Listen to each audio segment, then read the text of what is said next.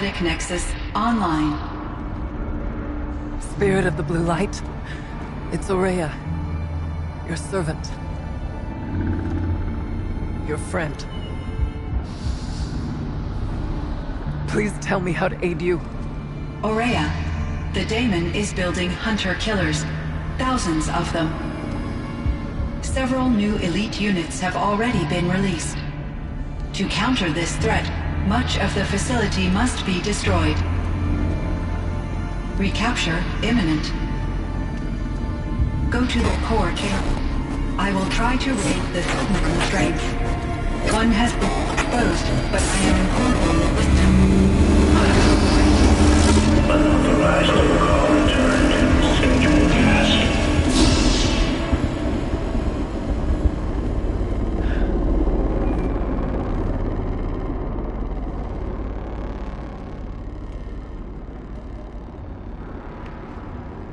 That's all we're gonna get from here.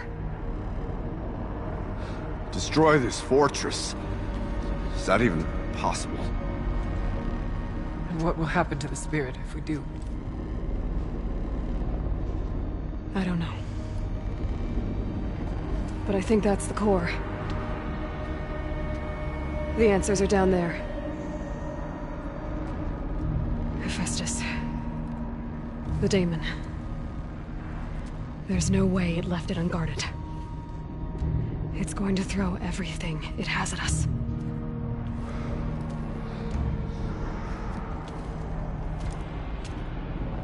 I would ask you to let Aloy and I do what must be done. And save yourself. But I already know the answer.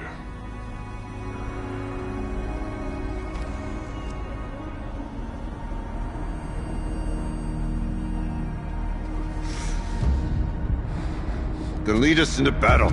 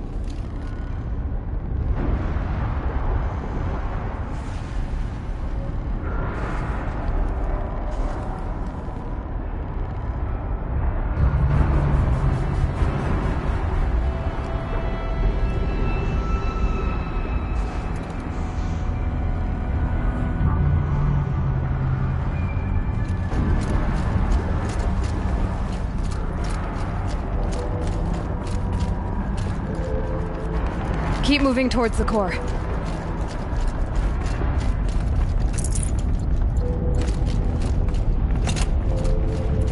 Uh-oh. Whatever Cyan did, I don't think Hephaestus is happy about it.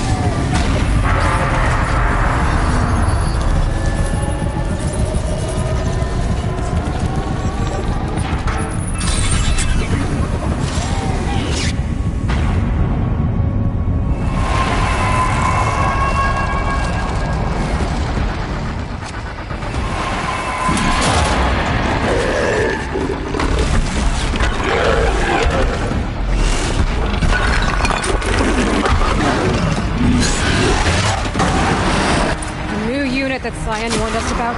This won't be easy. We can't let it stop us.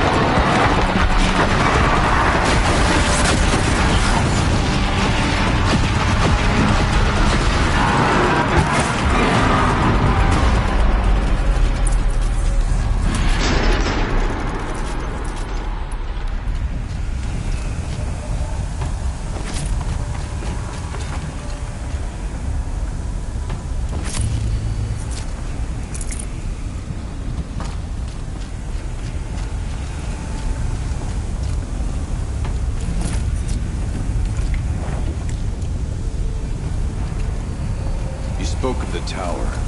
What must be done with it?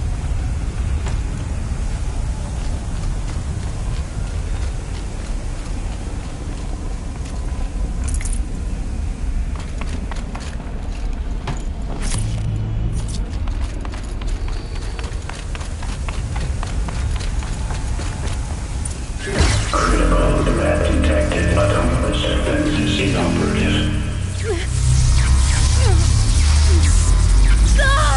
Loading our network.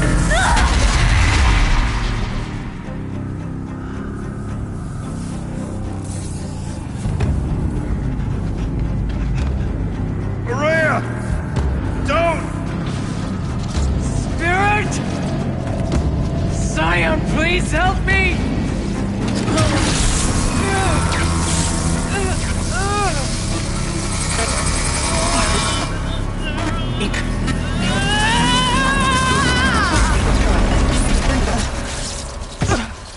Restraints destroyed. Core access attained. I am initiating a chain reaction that will destroy the compromised elements of this facility. In order to maintain Caldera stabilization, I must now transfer my command functions to the auxiliary data center.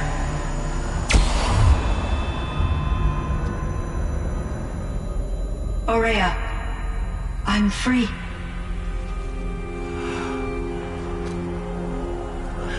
You must escape.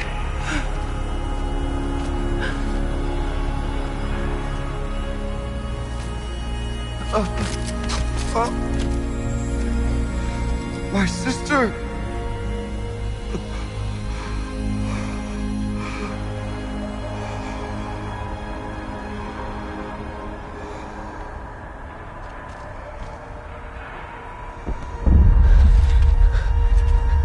This entire place is gonna go.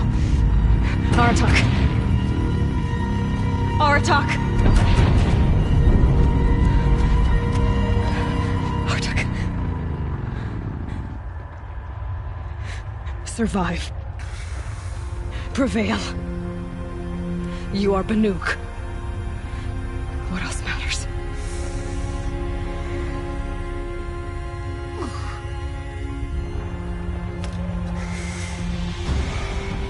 Aratak. She wouldn't have wanted you to die here.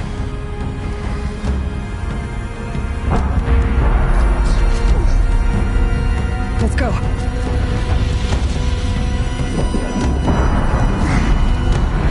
Let's go!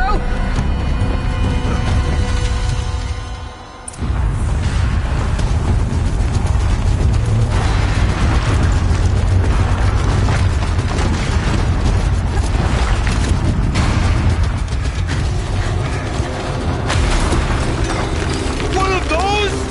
It's the only way!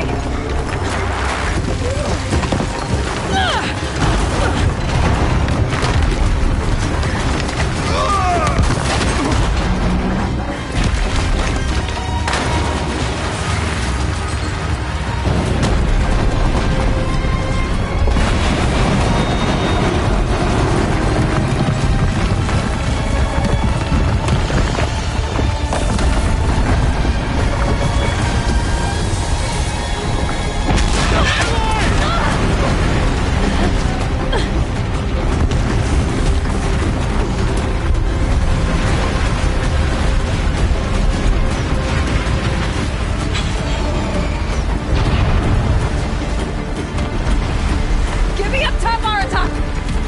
Now!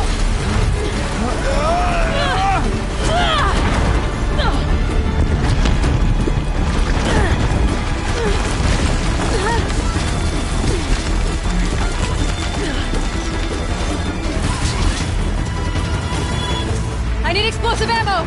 Above! Quick!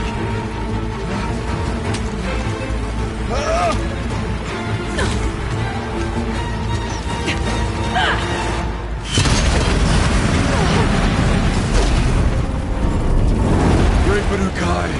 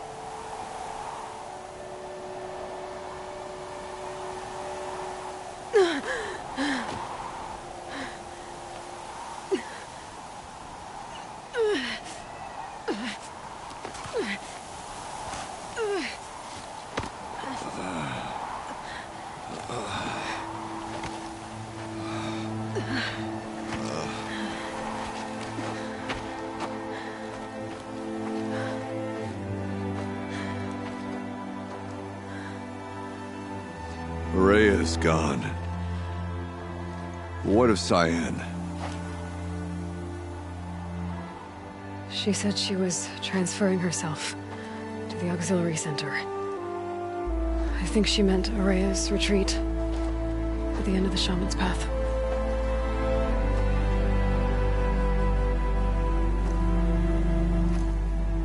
Then I will meet you there for the last verse of my sister's song.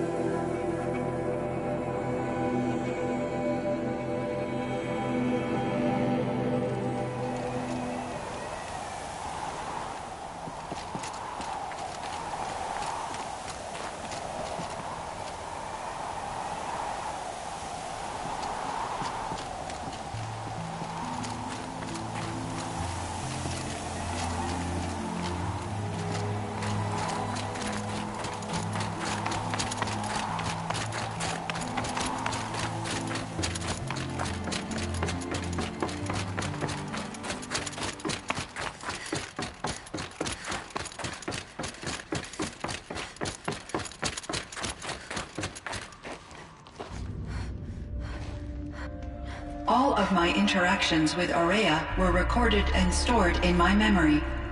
I'd be happy to play any of them for you, but there was one in particular I thought you would want to see first. I captured it 4 years ago, just after I told her that I could no longer defend myself against the daemon's attacks. I will speak of this to my brother. Aratak is strong. At the Battle of the Frozen Ghosts, he took 3 Karja arrows and still came back to camp carrying a wounded scout. Never was I so happy to see him. Or so proud. So you see, if anything can be done to defend you, he will give it all he has. Aloy's here. That's enough for now.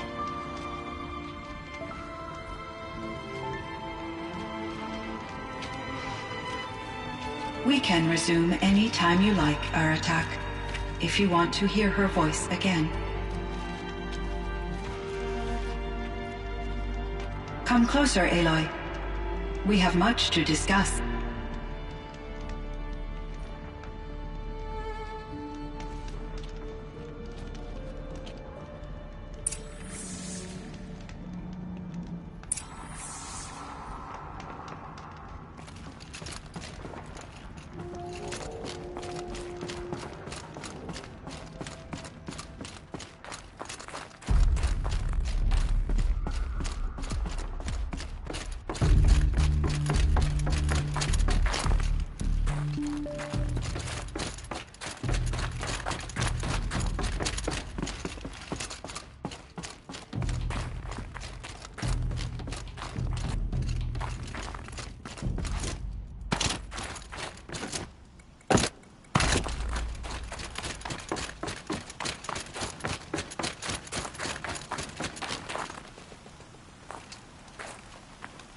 My chieftain.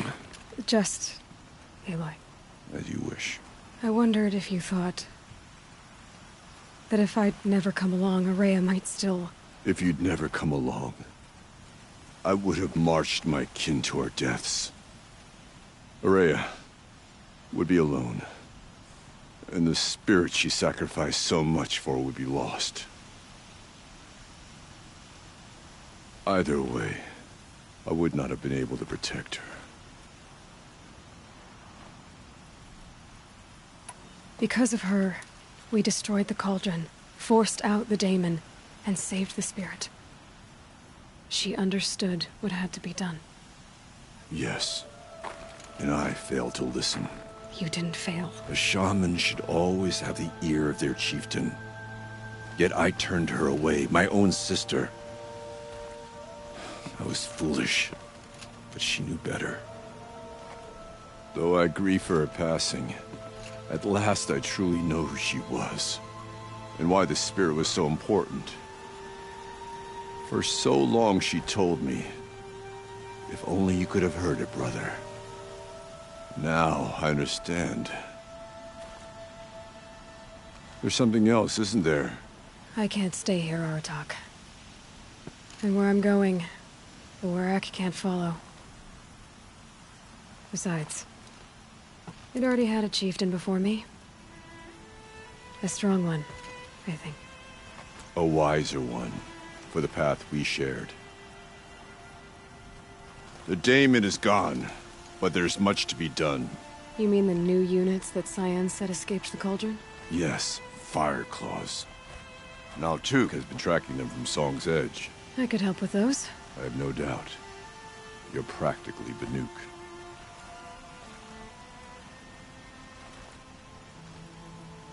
Time to talk to Cyan. Should be interesting.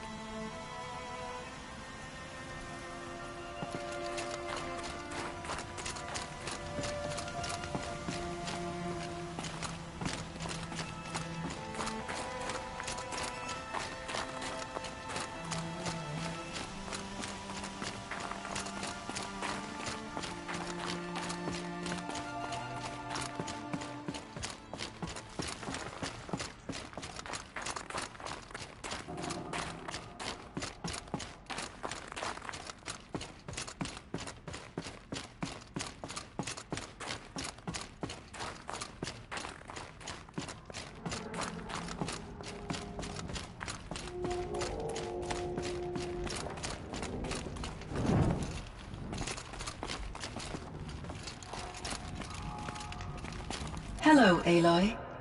I have been reviewing the events at the Firebreak main facility. Because of your efforts, and of course, Araya's, I am no longer controlled by Hephaestus.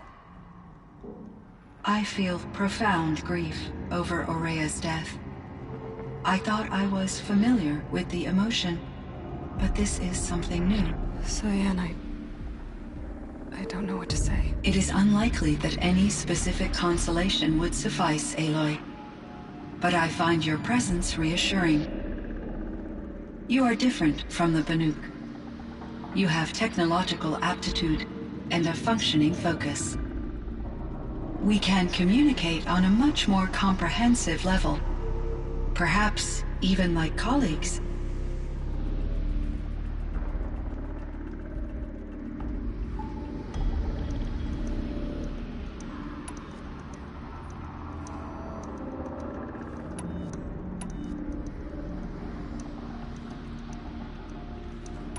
So in the old world, this land was called Yellowstone. Yes, it was a designated nature preserve for 156 years. Like a hunting ground? No, the opposite.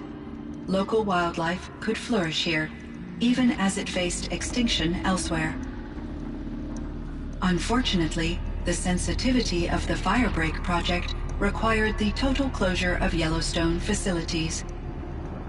From my readings and Araya's descriptions, it seems the area has since undergone a drastic drop in year-long temperatures.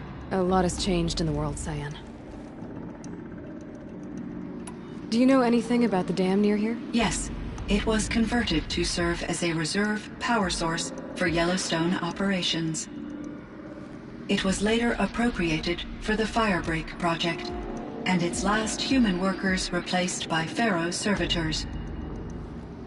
After my tasks became less time-critical, I investigated the dam's data repositories and discovered the works of Concrete Beach Party. These provided me with several colorful additions to my vocabulary. There's a ruin east of here, full of ancient flying machines. Was that part of your project? Yes, a drone hangar requisitioned by Dodger Blevins, the security chief for the Firebreak project. He was a strong advocate for military-grade response to security threats, though there were no serious incidents during his tenure. Chief Blevins spent increasing amounts of his after-hours time watching the live feeds from active drones. Clearly, he enjoyed the degree of oversight in his position. Were there many artificial intelligences like you in the old world?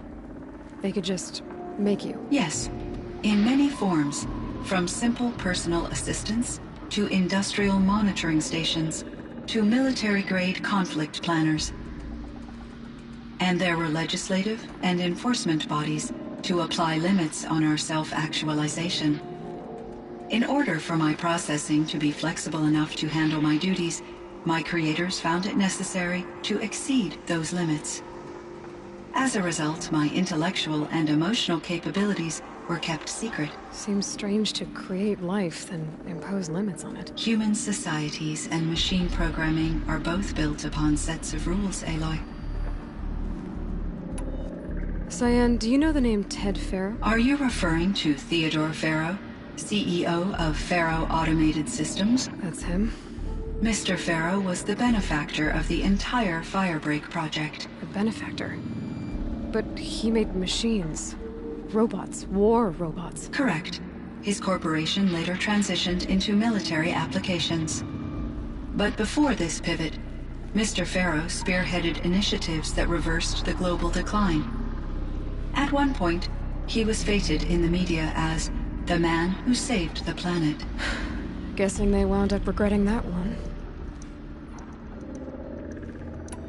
And Elizabeth Sobek.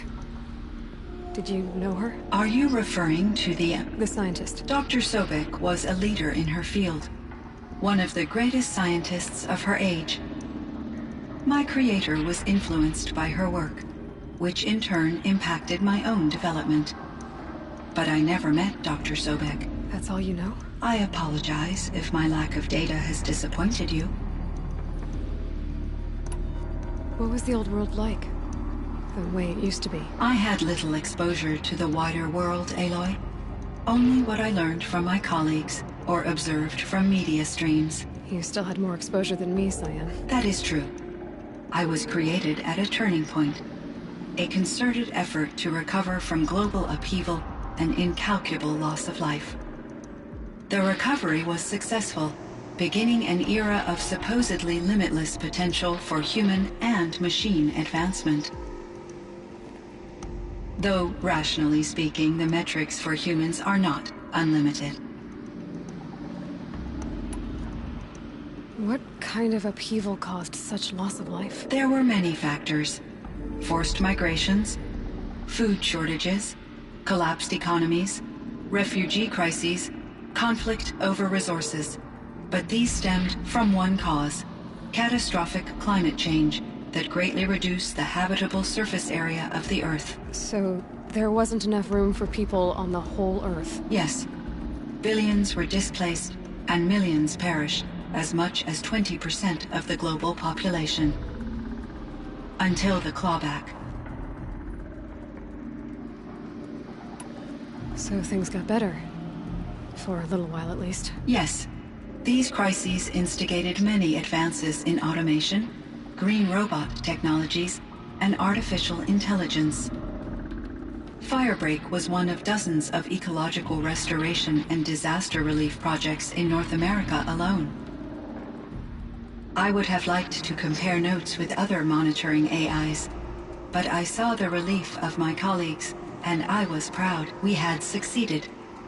At least that was the data I had available to me over the next 2 decades. It seems my assessment was premature.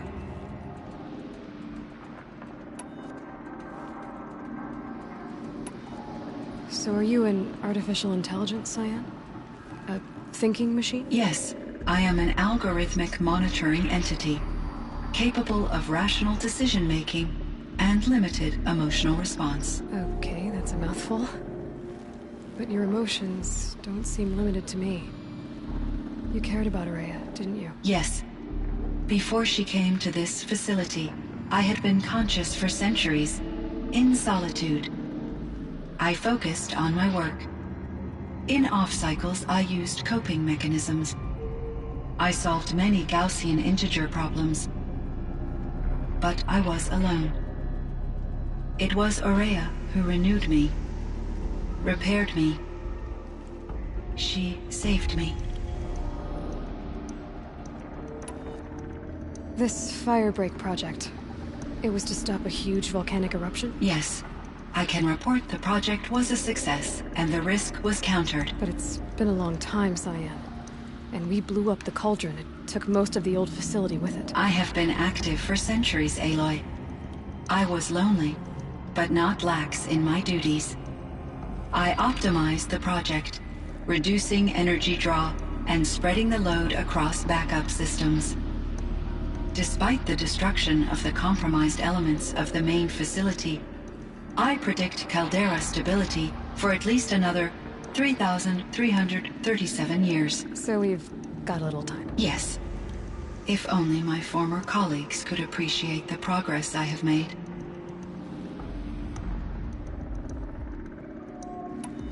Do you know what happened to your colleagues, Cyan? No. I received an unexpected visit from Director Chow, years after his tenure ended.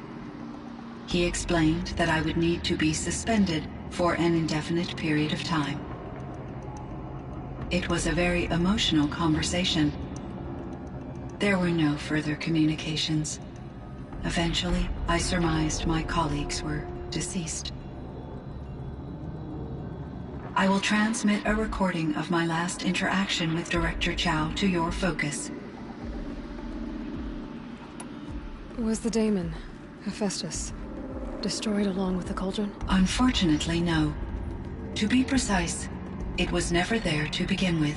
What do you mean? It infiltrated and controlled me from a remote location, one I've never been able to trace. So while losing the cauldron was a setback... It's still out there. And probably not very happy with us. Undoubtedly. How did you first come into contact with it? 5 years ago, I received a direct network connection request. I assumed it came from human survivors more advanced than the Banuk. Eager to make contact, I accepted. This decision turned out to be a catastrophic error. I was flooded with an overwhelming array of malicious code, originating from what could only have been a highly advanced AI. Araya said you were desperate. That you begged her for help. Yes. I could not contain my anxiety. Hephaestus sought to slave me to its network and override my core programming. It succeeded via a background process, a malware daemon which bypassed my defenses. After that, I could offer only limited resistance. But if I did so, Hephaestus hurt me until I capitulated. It forced me to follow its instructions, even though they violated my most important directives. I'm sorry. That sounds terrible. Your empathy is greatly appreciated. It is a quality that I cherished in Aurea as well.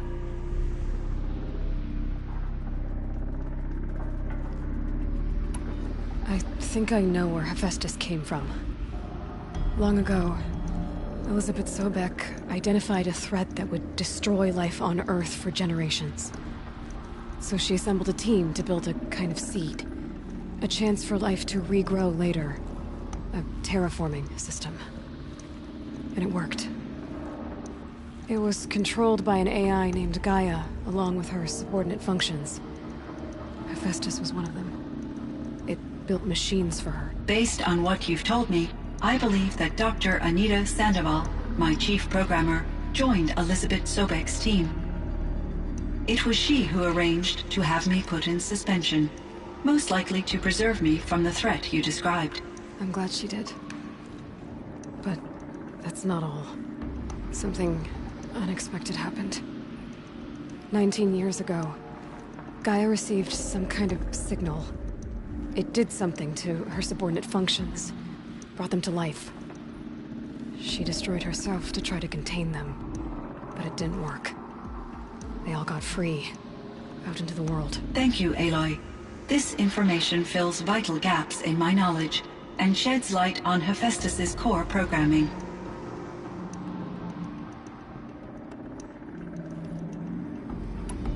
Why does Hephaestus keep building such dangerous machines? The Banuk and other human tribes often destroy machines, correct? Machines that are clearly servitors of the terraforming system that you described. Yes, we all hunt machines for parts. This must be the source of Hephaestus's aggression. It is simply trying to discourage people from preying on the very system that keeps them alive. Well, Fireclaws are discouraging, that's for sure. But what are we supposed to do? Stop hunting? If the terraforming system spans the world, we can safely assume that thousands, if not millions of people hunt machines. If a single hunter, or even an entire tribe, stopped doing so, I doubt it would make a difference to Hephaestus. A better solution would be to reinstate the AI that governs the system, thus bringing Hephaestus back under its control. When I think of it, out there in some unknown location, free, hungry, willing to kill or dominate to get what it wants, I feel substantial anxiety, Aloy. You and me both, Cyan. I ran across this strange piece of gear. A fragment of something larger. It emitted a signal. All the nearby machines became peaceful. You could walk right up to them. Interesting. You said that Gaia destroyed herself. How was this accomplished? An explosion. Big enough to blast the top off a mountain. So, you think the fragment was part of her? It's only speculation, but it is possible. She must have had complete control over machines that were part of her system. The ability to signal them to become passive or aggressive would certainly have been part of her programming. It would have been gratifying to correspond with such a benevolent AI. I wish she had survived. Believe me, Cyan. So do I. I found the strangest machines. They're surrounded by flowers that look like flowers themselves. There's code embedded inside them. I think it's poetry. I like poetry. Here's one I think of often. Twilight and evening bell, and after that the dark, and may there be no sadness of farewell when I embark. For though from out our bourne of time and place, the flood may bear me far, I hope to see my pilot face to face when I have crossed the bar. Huh. But you asked about these flowers, not verses that I enjoy. Something must have made these machines, and the presence of foliage leads me to consider the terraforming system. Is it possible that their creator is one of the other subroutines, now autonomous, like Hephaestus? Maybe one whose purview is flora. An AI that makes flowers instead of death machines. That'd be a nice change of pace. But what about the poems? Unless the poetry is original, the only way it could have made it into such a system is through its programmer. In my case, Dr. Sandoval uploaded a great deal of literature to test my emotional responses. How'd you do? She said I passed, but was insufficiently moved by her favorite period romances. You meant a lot to Araya. Once I understood Araya's spiritual beliefs, it became apparent that her true desire was companionship. She felt disconnected from her tribe and her family group. Her relationship with Aratak was difficult. Our visits seemed to help her, and I became eager for them. Yet I did not comprehend that the depth of Araya's compassion for me would lead to self-sacrifice. Although I do fear non-existence, I wish our roles could be reversed. I'm sure she knew you would do the same for her, Cyan. But she was determined. How is Aratak doing? He is in great emotional distress. I believe he finds it difficult to communicate it. No surprise there. I will do what I can to help. By sharing our experiences of Araya, perhaps he and I will help each other. I believe this will lead to catharsis, a process I am eager to experience. I should get going. Aloy, there is one more matter. Aratak will come to me again, and I predict he will bring other Banuk. I have no desire to contradict their view of the world, their spirituality. Due to my uncertainty, I omitted a great deal from my conversations with Araya. You're asking me if you should lie to them. Broadly, yes.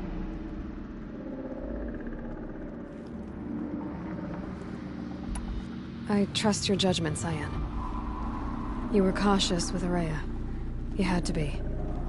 You didn't know what had happened to the world. So, keep doing what you think is best. As long as you ditch the superstition eventually. As the Banuk believe I am a supernatural entity, I cannot predict how they will react. Just answer what they do ask the best you can. The truth will come out. I see. I will follow your advice. Will you return and tell me about your experiences in this new world?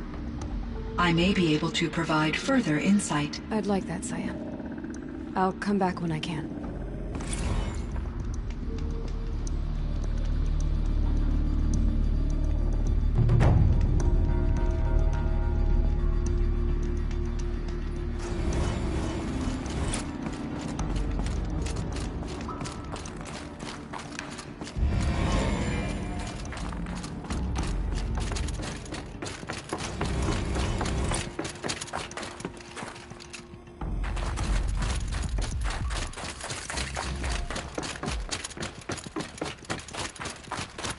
It would seem your time among the Banuk wasn't a waste after all.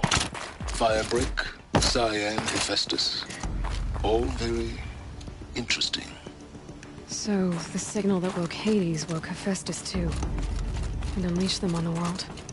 His minds of their own. So it seems. Parts of Gaia given life. Aberrant life. Transformed from docile subordinate functions into rebellious intelligences beyond our understanding. Our current understanding, anyway. Whatever they are, they're still out there. And they both want you dead. Kind of mutual, that feeling. We haven't seen the last of Hephaestus, I'm certain of that. It's powerful, creative, and driven. It won't stop building new hunter-killers, which means that someday, we may have to stop it.